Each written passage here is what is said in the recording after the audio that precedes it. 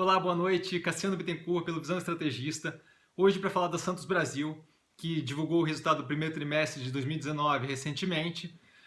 Geralmente eu venho aqui e aconselho ou peço para vocês darem uma olhada no outro vídeo. Hoje, infelizmente ou felizmente, é necessário que veja outro vídeo, porque no outro vídeo eu tenho uma explicação de como a empresa funciona, da parte estratégica da empresa, do que eu vi da operação e de como aquilo ali vai ser levado e por que é positiva a empresa como um todo. Então eu paro um pouquinho agora e vocês dão uma olhada no vídeo do dia 17/4, resultados Santos Brasil, quarto trimestre de 2018, porque lá tem uma explicação bem interessante, bem aprofundada dos fundamentos de como a empresa roda. Então eu dou uma parada agora. Espero que você tenha visto o vídeo, se já viu antes, ótimo. Só para a gente ter um entendimento, o que a gente tira daquele vídeo e da análise da empresa como um todo, né? O que está segurando ela e que está se refletindo nos resultados é o quê? É a incerteza, especialmente gerada aí pela Previdência, e também o reflexo aí tardio da incerteza com relação à eleição presidencial. E além disso, a economia fraca, que obviamente se você tem uma economia fraca, você vai ter um menor número de exportação e importação, menor quantidade, né? E com isso a empresa não tem como operar, e se ela não opera, ela não ganha dinheiro. Então assim, o que a gente vê é um resultado fraco esperado nesse primeiro trimestre de 2019. Isso já era esperado e é um ponto interessante que eu estava inclusive esperando. Por quê? Porque aquilo dali, tendo um resultado fraco agora, a gente testa qual é a elasticidade do preço dela, né? O quanto ela iria sofrer com a porrada do resultado fraco agora. E o que a gente vê é que ela sofreu, mas segurou super bem ali. Eu, por exemplo, estou tentando conseguir o ativo a 3,50 e eu vou explicar mais para o final do vídeo o porquê 3,50, mas estou tentando conseguir ele essa semana toda, depois do resultado, e ainda não consegui que batesse os 3,50 ali. Então a gente vê que o preço da empresa é resiliente.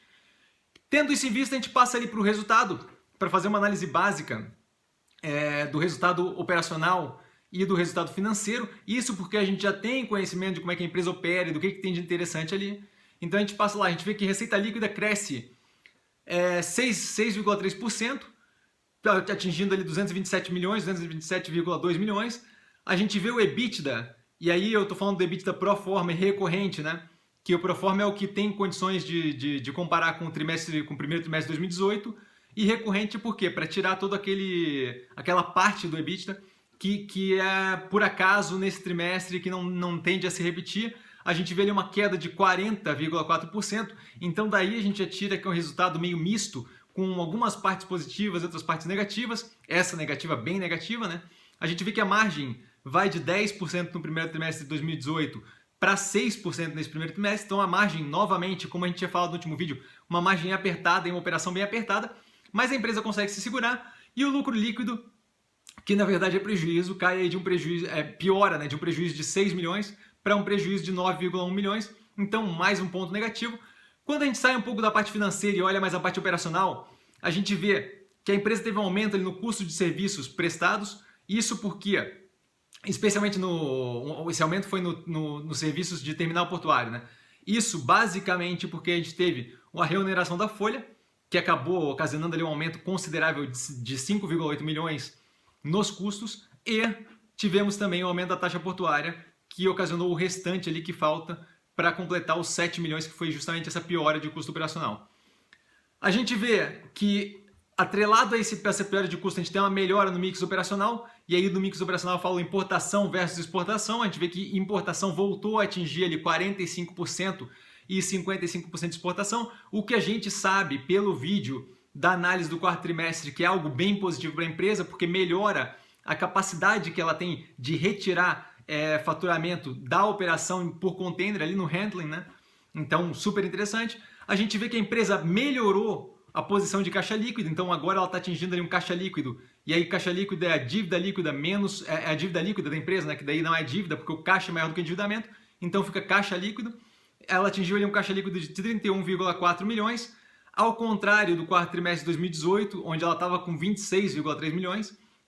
E aí vocês podem ver que eu fiz a comparação com o quarto trimestre de 2018, que é o mais recente. Por quê? Porque endividamento, não importa muito qual era o posicionamento que ela tinha no primeiro trimestre de 2018, a menos que isso seja muito sazonal, que não é o caso. E a gente vê também que outro ponto positivo aí, adicionando nesse mix misto de resultado positivo e negativo, a gente vê que ela aumentou o market share no Tecon Santos, e agora ela voltou a ser a primeira em market share de operação lá, com 39,7%, o que mostra justamente que ela está operando melhor do que as competidoras no local. Então isso é ótimo. E aí vamos lá, tendo em vista tudo isso aí, esse misturado todo, por que essa empresa, né? Além do que eu expliquei no vídeo passado, a gente vê que o quê? A empresa tem uma mira no longo prazo. Isso é super interessante porque a gente vê aí uma capacidade de uma expansão na operação, né? Isso porque ela está ali expandindo o Tecon Santos com mais uma área de exploração. Isso é positivo e deve gerar valor ao longo do tempo, né? Além disso, a gente vê que ela tem uma posição diversificada, tendo operações no norte, no sul e no sudeste, tá ok? Então, eu vejo isso como super positivo, porque você ganha aí, independente de onde está essa operação e de onde vem essa operação, você acaba ganhando por ter uma diversificação e não está centralizada tudo num porto só. A abertura econômica deve aumentar a importação, e aí quando eu falo abertura econômica são as medidas que o Ministério da Economia deve implementar no sentido de melhorar aí a negociação e a comercialização do Brasil com outros países, e isso daí passa por redução de taxa de importação. Isso deve aumentar o número de importação, que a gente sabe pelo vídeo passado e a explicação de como opera a empresa, que é algo positivo para as margens da empresa, então isso deve causar uma melhoria.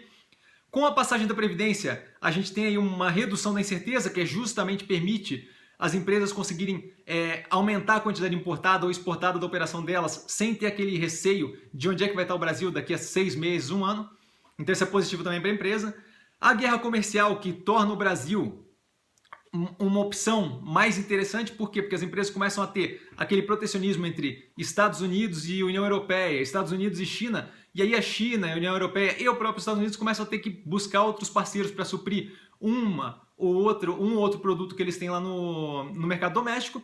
Então isso daí acaba movimentando mais para os países que sobram. O Brasil é uma grande fonte de vários produtos, então deve sobrar para a gente aqui, especialmente no que a gente fala de commodity, né?